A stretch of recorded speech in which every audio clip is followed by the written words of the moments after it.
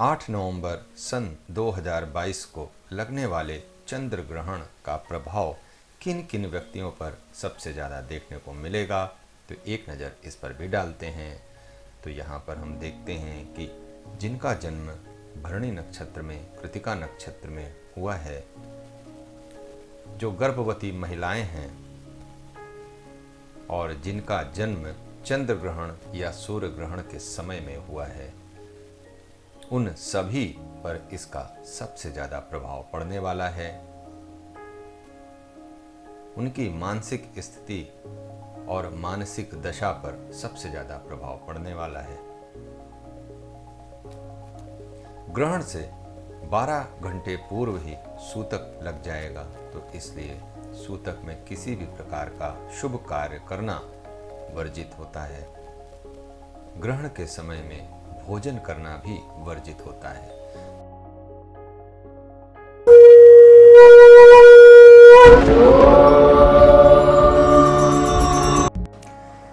नमस्कार मित्रों, मैं सर्वेश के सरवानी आप सभी का इस वीडियो में स्वागत करता हूं।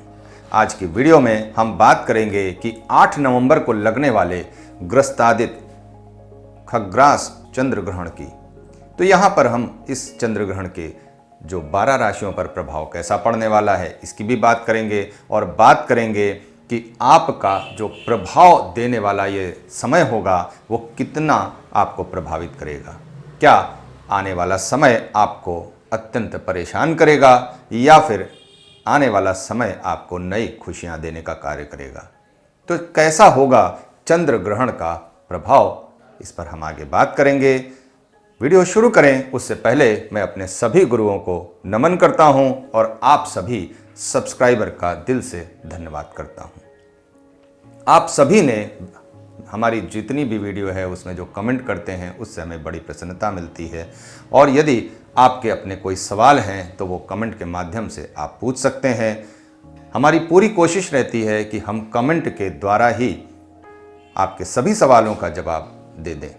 तो मित्रों, यहाँ पर हम देखते हैं कि उस दिन बनने वाला जो प्लैनेटरी पोजीशन है उसकी यदि बात करें तो देखें तो मेष राशि में राहु, मून और यूरेनस की पोजीशन है, जबकि जेमिनी साइन में मार्स रेट्रो होकर के चल रहे हैं। अब यदि देखें तो लिब्रा साइन यानी तुला राशि में केतु, मरकरी, सन और वीनस की पोजीशन है, और यदि देखें तो कैप्रिकॉर्न साइन यानी मकर राशि में सैटर्न, प्लूटो की पोजीशन है। एक्वेरियस साइन यानी कुंभ राशि में नेपच्यून की पोजीशन है, रेट्रो होकर के चल रहे हैं, और जुपिटर की पोजीशन आपके पाइसेस साइन में बनी हुई। तो इस दिन बनने वाली ये प्लैनेटरी पोजीशन है। अब यदि देखें तो उस दिन जो समय होगा और तारीख होगी उसकी भी एक बार चर्चा कर लेते हैं। तो दिन होगा मंगलवार का, और तारीख की बात मैंने की 8 नवंबर 2022, और यदि तिथि की बात की जाए तो पूर्णमासी की तिथि होगी, और यदि देखें तो श्री संवत 2079 और शक संवत की बात करें तो 1944 ये तिथि होगी। अब यदि देखें तो ग्रहण का जब आरंभ काल होगा तो वो भरणी नक्षत्र में होगा, और जो मोक्ष काल होगा वो कृतिका नक्षत्र में होगा। तो ये 2 नक्षत्र में जन्मे व्यक्तियों पर सबसे ज़्यादा प्रभाव यहाँ पर पड़ने वाला है। अब यदि देखें तो सूर्य के साथ केतु की पोजीशन है और राहु के साथ चंद्रमा की पोजीशन है। ये स्थिति के अगर समझने का प्रयत्न करें तो यहीं पर आपके यूरेनस भी हैं, और जबकि देखें तो सूर्य और केतु के साथ साथ मरकरी और वीनस की भी पोजीशन है। तो जैसा कि सूर्य ग्रहण की बात हमने पिछली वीडियो में की थी, जिन्होंने नहीं देखी है अपनी राशि के अनुसार, वो नीचे डिस्क्रिप्शन में उसका लिंक मिल जाएगा। आप अपनी राशि के अनुसार ग्रहण की सभी वीडियो को देख सकते हैं। तो सूर्य ग्रहण पर अलग वीडियो बनाई है, और ग्रहण पूरे साल में कितने लगेंगे 2022 में, इसकी भी वीडियो है। तो आप ग्रहण का जो नीचे लिंक है वो मैंने दे रखा है, आप उसे डिस्क्रिप्शन में देख सकते हैं। तो वहाँ से जा करके आप देख लीजिएगा। तो यहाँ पर मैं सूर्य ग्रहण की तो ज़्यादा बात नहीं कर रहा हूँ, लेकिन यहाँ पर जो चंद्र ग्रहण का प्रभाव मिलेगा हम उसकी बात करते हैं, और देखते हैं कि जो ग्रहण का आरंभ है वो भारत में नहीं होगा, यदि बात करें ग्रहण के आरंभ की तो ग्रहण का आरंभ 2:39 पर होगा और यदि मध्यकाल की बात करें तो 4:29 पर ग्रहण का मध्यकाल होगा और जो इसका मोक्ष काल होगा वो 6:19 भारतीय समयानुसार और ये सभी गणनाएं प्रयागराज के समय अनुसार की गई हैं। तो इसलिए सूर्योदय और जो सूर्यास्त है वो भी प्रयागराज के अनुसार ही लिया गया है। तो मित्रों, ये ग्रहण का जो सबसे ज़्यादा प्रभाव है वो 2 राशियों पर सबसे ज़्यादा देखने को मिलेगा। पहली राशि मेष राशि होगी और दूसरी राशि तुला राशि होगी। तो इन 2 राशियों में जन्मे व्यक्तियों के लिए सबसे ज़्यादा प्रभावित करने वाला ये समय होगा। तो मेष राशि की बात अगर करें तो वहाँ पर देखते हैं हम कि यूरेनस के साथ साथ राहु और मून की भी पोजीशन है। तो यहाँ पे सबसे ज़्यादा इनको नई अपॉर्चुनिटी मिलने की संभावना दिखाई देती है, लेकिन उसके साथ साथ इनकी जो मानसिक स्थिति है वो भी थोड़ा सा प्रेशराइज रहने वाली है। थोड़ा सा मेंटल स्ट्रेस भी इनको फेस करना पड़ सकता है और यदि देखें तो सर में दर्द होने की समस्या भी इनको दिखाई दे सकती है। अब यदि देखें तो इनके लाभ और इनके जो रिलेशनशिप हैं उसकी बात करें तो थोड़ा सा नए रिलेशंस भी यहाँ पर इनके बनते हुए दिखाई देंगे और यदि लाभ की बात की जाए तो निश्चित तौर पर लाभ के लिए यानी गेन के लिए ये सबसे ज़्यादा मेहनत करने वाले हैं। नई अपॉर्चुनिटी जैसा कि मैंने अभी बताया मिलने वाली है और नई अपॉर्चुनिटी का ये लाभ लेने वाले हैं। बात करें वृषभ राशि की तो वृषभ राशि के लिए ये जो ग्रहण है वो 12वें भाव में पड़ेगा और यदि देखें तो जो सूर्य का प्रभाव है वो आपके 6ठे भाव में पड़ेगा। तो सबसे ज़्यादा प्रभावित ये आपके इन्हीं दोनों भावों पर आपको प्रभाव देखने को मिलेगा। और यदि बात करें परिणाम की तो यहाँ पर आपको एक अनजाना सा डर रह सकता है, एक हाइलुसिनेशन की भी स्थिति यहाँ पर बनते हुए दिखाई देती है।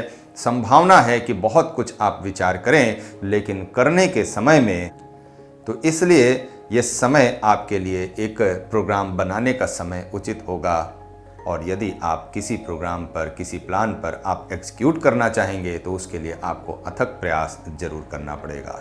एक संभावना दिखाई देती है कि आपको जो हेल्थ की प्रॉब्लम है वो भी यहाँ पर हो और आप हॉस्पिटलाइज भी हो सकते हैं। तो ये समय आपके लिए थोड़ा सा ध्यान देने का समय होगा। यदि देखें तो जो षष्ठम भाव है वो यहाँ पर रोग, ऋण और शत्रु का भाव होता है और सूर्य केतु के साथ साथ मरकरी और वीनस की भी पोजीशन यहाँ पर होने से आपको तकलीफ यहाँ पर जरूर बढ़ने वाली है। आपको यहाँ पर अपने जो मेहनत है उसका जो परिणाम है शायद उतना न मिले जितना आपने आकलन कर रखा है। तो इसलिए नया निवेश करने से थोड़ा सा परहेज करना चाहिए। वृषभ राशि वालों के लिए एक अंतर दृष्टि का भी ये समय होगा कि जहाँ पर उन्हें अपने अंदर क्या है उसे आंकना और उसका आकलन करना ये सबसे ज़्यादा महत्वपूर्ण हो जाता है। यदि देखें तो जीवन देने वाली शक्तियाँ अक्सर जीवन लेने की भी क्षमता रखती हैं। ये समय आपको एकांत में बैठ करके अपने अंदर उठ रहे हलचल को शांत करने का समय होगा। अपनी अंतरात्मा को विकसित करने का ये समय होगा। यहाँ पर आपको थोड़ा सा आत्मविश्वास में कमी भी हो सकती है क्योंकि किए हुए कार्य सदैव आपके आत्मबल को बढ़ाते हैं और यदि सोचेंगे सिर्फ और सोचने के बाद कर नहीं पाएंगे तो यहाँ आत्मविश्वास में काफ़ी हद तक कमी भी देखने को मिलेगी।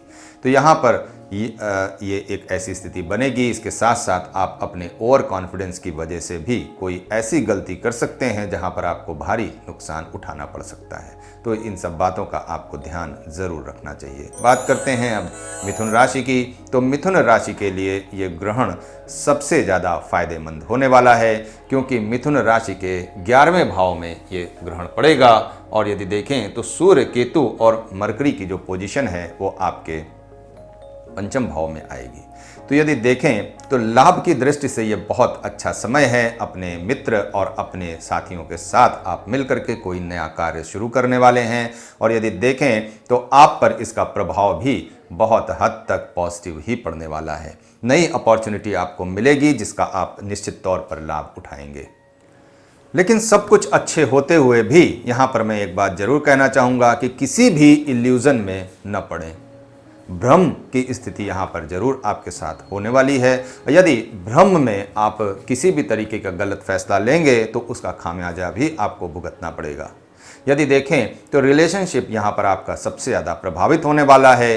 किसी ऐसे खेल कूद में आप यदि पार्टिसिपेट कर रहे हैं तो वहाँ पर बहुत ज़्यादा उम्मीद लगा करके यदि आप बैठेंगे तो वहाँ पर आपको नाउम्मीदी मिल सकती है। अपनी खुशी के लिए कार्य अवश्य करेंगे, किंतु उससे वास्तविक खुशी मिलेगी या फिर आपको थोड़ा सा इंतज़ार करना पड़ेगा। आने वाले समय के लिए ये स्थिति आपके साथ बनने वाली है। बात करें अगर कर्क राशि की, तो कर्क राशि के 10वें भाव और 4थे भाव पर यह ग्रहण पड़ेगा। तो यदि देखें तो चंद्रमा और राहु और यूरेनस की पोजीशन आपके 10वें भाव में होगी, और जबकि केतु, सन और वीनस के साथ साथ मरकरी की पोजीशन आपके 4थे भाव में होगी। तो यह समय आपको थोड़ा सा परेशान भी करेगा और नई अपॉर्चुनिटी भी ला करके देगा। यदि आप प्रोफेशन से जुड़े हुए किसी भी फैसलों को लेने में अक्षम थे तो यहाँ पर बिल्कुल ये ग्रहण आपको फायदे की ओर लेकर के जाएगा। किंतु यदि आप घरेलू मैटर में उलझे हुए हैं तो ये ग्रहण आपको निश्चित तौर पर परेशान करेगा। तराजू के 2 पलड़े की तरह एक प्रोफेशन और एक आपका घरेलू स्थिति होती है। यदि इन दोनों में बैलेंस ना बने तो किसी भी तरीके से व्यक्ति खुश नहीं हो सकता है। तो यहाँ पर निश्चित तौर पर मैं ये कहना चाहूँगा कि आपको इन दोनों के बीच में बैलेंस बनाने की ज़रूरत यहाँ पर सबसे ज़्यादा दिखाई देती है, क्योंकि यहीं पर आपका ग्रहण जब पड़ेगा तो ये प्रभावित भी आपको इस क्षेत्र में ही करता हुआ नजर आएगा।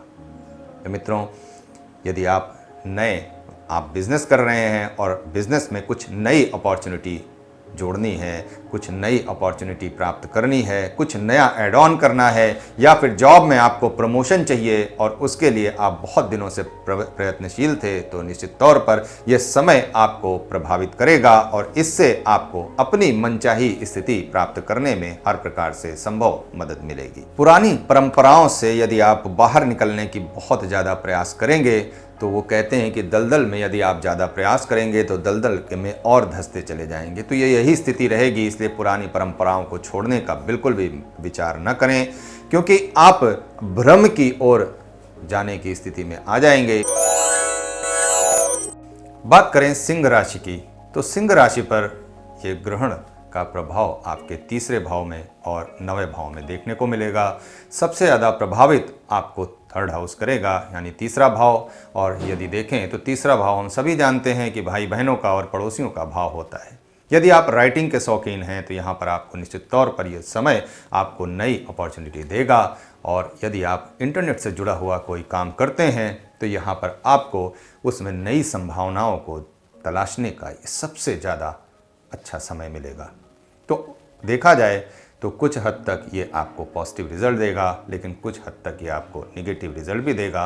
निगेटिव, आपके अपने भाई बहनों से संबंध बिगड़ सकते हैं, और यदि देखें तो आपके अपने पड़ोसियों से झगड़े भी हो सकते हैं। तो यदि आप किसी भी तरीके की कोई गलती करेंगे तो ऐसी संभावना यहाँ पर दिखाई देती है। और यदि आप अपनी नई अपॉर्चुनिटी की ओर लेकर के जाएंगे अपना ध्यान, कोई राइटिंग का काम करते हैं, कोई पब्लिशर का काम करते हैं, ट्रैवल एजेंट हैं अगर आप, तो यहाँ पर आपके लिए नई संभावनाओं के द्वार खुलने वाले हैं। तो निश्चित तौर पर आप उसका लाभ जरूर लें। बात करते हैं कन्या राशि की, तो कन्या राशि पर यह प्रभाव 2रे भाव और 8वें भाव में देखने को मिलेगा। यदि देखें तो आपके अपने जो पुराने खर्चे हैं वो बने हुए रहेंगे और अधिक खर्च होने की भी संभावना यहाँ दिखाई देती है। आने वाले समय में आप अपने खर्चों से परेशान हो सकते हैं। बहुत ज़्यादा नई अपॉर्चुनिटी यदि तलाश करना चाहते हैं आप, तो आपको बहुत ज़्यादा संघर्ष के साथ अपने काम को अंजाम देना पड़ेगा। यदि आप संघर्ष से पीछे हटेंगे किसी भी तरीके से तो आपको नुकसान यहाँ पर उठाना पड़ सकता है।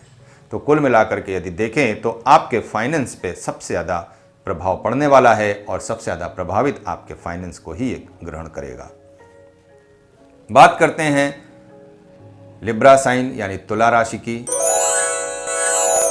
तो तुला राशि पर यदि देखें तो सूर्य, केतु और मरकरी के साथ साथ वीनस यानी शुक्र ग्रह भी वहीं पर मौजूद रहेंगे। तो सबसे ज़्यादा आपका अपना व्यक्तित्व प्रभावित करेगा आपको, और यदि आप किसी भी प्रकार की कोई गलती करेंगे तो निश्चित तौर पर यह समय आपको बहुत ज़्यादा परेशान कर सकता है। यदि आपका पार्टनरशिप है किसी के साथ या पार्टनरशिप करने जा रहे हैं तो वहाँ नई अपॉर्चुनिटी जरूर दिखाई देती है, लेकिन यदि देखें तो आपको हेडेक की समस्या यहाँ पर बनी रहेगी, और आप किसी भी प्रकार की कोई गलती करेंगे तो यहाँ पर आपको समस्या ज़्यादा उठानी पड़ सकती है। मैंने पहले भी बताया कि हाइलुसिनेशन जैसी समस्या आपको हो सकती है। आपको इल्यूज़न हो सकता है कि मैं बहुत कुछ कर सकता हूं, लेकिन करने के समय में आपको परेशानी यहां पर ज़रूर दिखाई दे सकती है। अपने आत्मविश्वास पर आप पूरी तरीके से कॉन्फिडेंट रहें ऐसा कहना थोड़ा मुश्किल होगा। अपने आत्मविश्वास को बढ़ाने का प्रयत्न आपको सदैव करना पड़ेगा। किसी भी काम को यदि आप अंजाम देने जा रहे हैं तो वहाँ पे कॉन्फिडेंस होना अच्छी बात है, किंतु ओवर कॉन्फिडेंस सदैव नुकसान की ओर लेकर के जाता है। तो इसलिए भ्रम की स्थिति में न रहें, आप वास्तविकता को देखने का प्रयत्न करें। किसी भी इल्यूजन से आपको नुकसान होने की संभावना यहाँ पर दिखाई देती है। नुकसान आपके अपने व्यक्तित्व पर होगा, आपके अपने चरित्र पर होगा, और आपकी अपनी सामाजिक जो परिभाषा है या परिप्रेक्ष्य है उस पर आपको नुकसान उठाना पड़ सकता है। तो यहाँ पर आप इस बात को जरूर ध्यान दें, अपनी अंतर्दृष्टि पर विश्वास जरूर करें, लेकिन उस पर किसी भी प्रकार से भ्रम की स्थिति उत्पन्न न होने दें। अपने गुस्से को, अपने क्रोध को काबू में करें, क्योंकि इससे भी आपका व्यक्तित्व प्रभावित होगा। तो ये पर्सनालिटी को इम्प्रूव करने का समय होगा। यहाँ पर आप अपनी पर्सनालिटी पर विशेष तौर पर ध्यान देने वाले हैं। अपनी पार्टनरशिप को जो है आप उससे नई अपॉर्चुनिटी ज़रूर हासिल कर सकते हैं, लेकिन अपने जो सप्तम भाव है अपनी जन्म कुंडली में उसे ज़रूर देख लें। बढ़ते हैं अगली राशि की तरफ, जहाँ हम बात करेंगे स्कॉर्पियो साइन की। बात करते हैं वृश्चिक राशि यानी स्कॉर्पियो साइन की। तो यदि आप वृश्चिक राशि के व्यक्ति हैं तो आपको अपनी जॉब से जुड़े हुए सबसे ज़्यादा नई अपॉर्चुनिटी आपको मिलने वाली है, क्योंकि छठे भाव में ही आपका जो राहु, यूरेनस और मून की पोजीशन होगी, और 12वें भाव में आपके सूर्य, केतु, बुध और शुक्र ग्रह की पोजीशन होगी। तो ये 4 ग्रहों की पोजीशन आपको अपने जो 12वें भाव है वहाँ पर थोड़ा परेशान भी करने वाली है, क्योंकि अपने आत्मविश्वास में आपको कमी दिखाई देगी, और आत्मविश्वास में यदि कमी होगी तो आपका कॉन्फिडेंस लूज होगा। किसी भी काम को करने के समय में जब आपको कॉन्फिडेंस नहीं मिलेगा तो इस काम में जो परिणाम है वो भी बहुत अच्छा नहीं दिखाई देगा। तो इसलिए अपने कॉन्फिडेंस को बढ़ाने का प्रयत्न करें। किसी भी तरीके की जो शत्रुता है उस पर बहुत ज़्यादा आप जो है उस पर विचार करके ही उस पर फैसला लें, क्योंकि शत्रुहंता योग के साथ राहु आपकी मदद जरूर करेंगे, किंतु यहाँ पर यूरेनस और चंद्रमा की पोजीशन आने से आप पूरा ध्यान अपने शत्रु पर लगाएंगे, तो यहाँ पर आपके दूसरे जो क्षेत्र हैं वो जरूर प्रभावित होते हुए दिखाई देंगे। यदि आप विदेश जाना चाहते हैं तो ये समय आपको रोकेगा, और विदेश जाने के लिए आपको थोड़ी सी समस्या जरूर उठानी पड़ेगी। यदि आप अपने किसी भी जॉब में परिवर्तन या जॉब में जो पदोन्नति है वो चाहते हैं तो यहाँ पर आपको उसके लिए नई अपॉर्चुनिटी जरूर मिलने वाली है। नौकरी के सिलसिले में आप विदेश जरूर जा सकते हैं, लेकिन यहाँ पर यदि आप किसी अन्य जो नई नौकरी में तलाश करने के लिए और नई नौकरी के साथ विदेश जाना चाहते हैं तो यहाँ पर आपको उसके लिए थोड़ी सी परेशानी यहाँ पर ज़रूर दिखाई देती है। वृश्चिक राशि के लिए मैं एक बात यहाँ कहना चाहूँगा कि अपनी अंतर्दृष्टि का प्रयोग जरूर करें। अपने आत्मविश्वास पर पूरा विश्वास करें। निश्चित तौर पर आने वाला रास्ता आपके लिए शुभ होगा। बात करते हैं धनु राशि की। तो धनु राशि के लिए ये ग्रहण आपके 11वें भाव और 5वें भाव में आएगा, जहां 5वें भाव में आपकी जो चंद्रमा, राहु और यूरेनस की पोजीशन होगी, वहीं पर 11वें भाव में यदि देखें तो सूर्य, केतु, शुक्र और बुध की पोजीशन होगी। तो सबसे ज़्यादा प्रभावित आपका यही दोनों एरिया करेगा, और इस एरिया में यदि समझने का प्रयत्न करें तो आपके नए रिलेशनशिप बनते हुए यहाँ पर दिखाई देंगे। रिलेशनशिप में आप जरूर एक्सप्लोर करेंगे, अपनी खेल कूद के स्थिति में भी आप पदोन्नति करेंगे। यानी अगर आप किसी खेल कूद में हिस्सा ले रहे हैं तो जीत आपकी सुनिश्चित होने वाली है, लेकिन प्रयास भी उसके साथ आप जरूर करें। ऐसा नहीं कि यहाँ पर हमने बोला कि जीत सुनिश्चित है तो आप प्रयास ही ना करें। बिना प्रयास के किसी भी प्रकार का परिणाम आपको अच्छा नहीं मिलेगा, तो इसलिए इस बात का जरूर ध्यान रखें।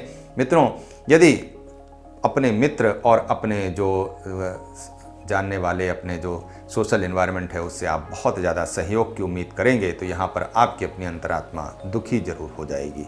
बहुत ज़्यादा उम्मीद किसी से न लगाएं, अपने कार्य और अपने विचार और अपने कॉन्फिडेंस पर भरोसा रखें, क्योंकि बहुत ज़्यादा उम्मीद दूसरों से लगाएंगे तो यहाँ पर नाउम्मीदी आपको देखने को मिलेगी। एक साइकोलॉजिकल डिस्टर्बेंस के साथ साथ यहाँ पर इमोशनल डिस्टर्बेंस भी दिखाई देता है। अब इन दोनों को आप किस तरह से मैनेज करते हैं ये आपके अपने ऊपर है। बढ़ते हैं अगली राशि की तरफ, कैप्रिकॉर्न साइन यानी मकर राशि की। तो मकर राशि के लिए ये ग्रहण आपका चौथे भाव और 10वें भाव में पड़ेगा। और यदि देखें तो आपका चौथे भाव में चंद्रमा का होना सबसे ज़्यादा सर्वाधिक महत्वपूर्ण होता है, सबसे ज़्यादा शुभ यहीं पर होते हैं। तो यदि आपके चतुर्थ भाव में आपके चंद्रमा, राहु और यूरेनस की पोजीशन है, तो दशम भाव में आपके सूर्य, बुध और केतु के साथ साथ शुक्र ग्रह की भी पोजीशन है। तो यहाँ पर इन सभी ग्रहों की पोजीशन होने से आपको अपने जो प्रोफेशनल जो एरिया है वहाँ पर आपको थोड़ा सा, यदि आप जॉब में परिवर्तन चाह रहे थे तो यहाँ पर आपको थोड़ा सा मायूसी हाथ लगेगी। और यदि आप व्यापार कर रहे हैं तो निश्चित तौर पर व्यापार में आपको नई बढ़ोतरी देखने को कम मिलेगी। यहाँ पर आपको पुराने ढर्रे पर ही अपने काम को करना पड़ेगा। यदि आप नई अपॉर्चुनिटी की तलाश कर रहे हैं तो ये समय आपको थोड़ा सा मायूस कर देगा, ये समय आपको थोड़ा सा डर देगा। आप किसी फोबिया में पड़ सकते हैं कि मैं प्रयास तो इतना कर रहा हूँ लेकिन तरक्की क्यों नहीं मिल रही है। तो तरक्की के लिए नहीं, हाँ, ये समय आपके लिए अपने घर और परिवार के साथ समय बिताने का समय होगा। यदि आप कोई कंस्ट्रक्शन का काम करते हैं तो वहाँ पर आपको नई अपॉर्चुनिटी ज़रूर मिलेगी। रेस्टोरेंट का काम करते हैं तो वहाँ पर आपको नई अपॉर्चुनिटी मिलेगी। और यदि आप कोई प्रॉपर्टी का काम करते हैं तो वहाँ पर आपको नई अपॉर्चुनिटी ज़रूर देखने को मिलेगी। यदि आप कोई कंस्ट्रक्शन की कंपनी में काम करते हैं तो निश्चित तौर पर यह समय आपके लिए शुभ होने वाला है, तो इसका लाभ आपको ज़रूर लेना चाहिए। बात करते हैं अब कुंभ राशि की यानी एक्वेरियस साइन की।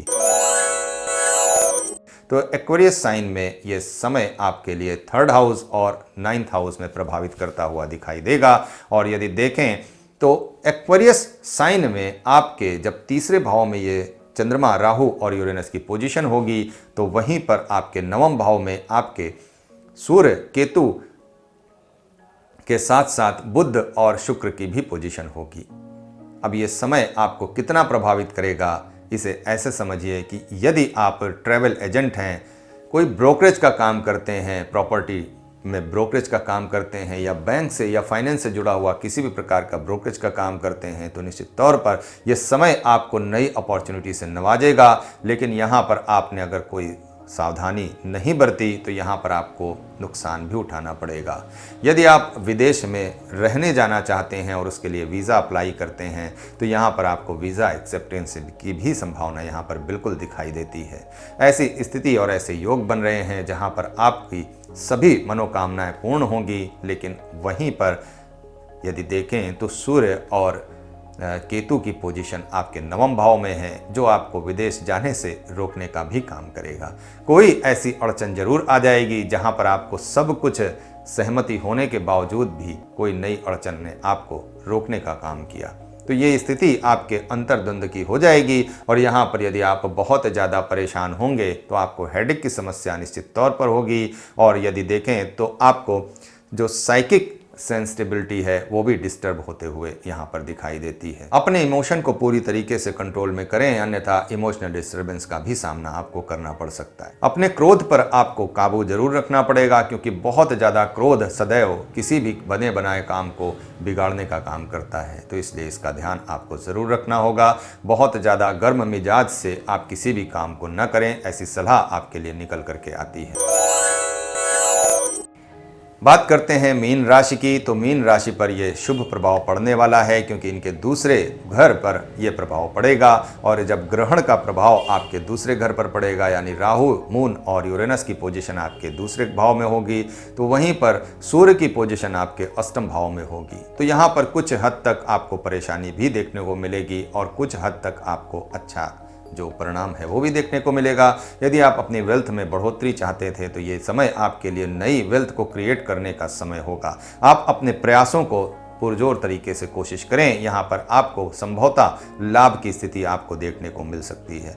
और यदि देखें तो वहीं पर आपको अपनी जो स्वास्थ्य समस्याएं हैं उससे भी आप परेशान हो सकते हैं, क्योंकि आप अपने वेल्थ से ज़्यादा दूसरे की वेल्थ को पर ध्यान देंगे और दूसरे की वेल्थ पर अगर ध्यान देंगे तो यहाँ पर आपकी जो स्वास्थ्य की समस्या है वो ज़रूर बिगड़ेगी। और यदि स्वास्थ्य की समस्या बिगड़ती है तो आप अपने पेट को बिल्कुल ध्यान दें, क्योंकि पेट से ही आपको परेशानी ज़रूर देखने को मिलेगी। इसके अलावा जो इंश्योरेंस एजेंट का काम करते हैं या फिर आप बैंक में कोई जॉब करते हैं, तो बैंक में जॉब करने वालों के लिए भी और इंश्योरेंस एजेंट के लिए भी थोड़ा सा ये परेशान करने वाला समय होगा। लेकिन यहाँ पर आप इस चीज़ के लिए निश्चिंत रहें कि आपके अपने फाइनेंस में किसी भी प्रकार की कोई दिक्कत नहीं दिखाई देती है। वहाँ पर आपको नई अपॉर्चुनिटी मिलेगी। अब उस अपॉर्चुनिटी को आप किस तरह से यूज़ करते हैं ये आपके अपने ऊपर निर्भर करता है। तो मित्रों, आज की वीडियो यहीं पर समाप्त करते हैं। मिलते हैं अगली वीडियो में, तब तक के लिए नमस्कार।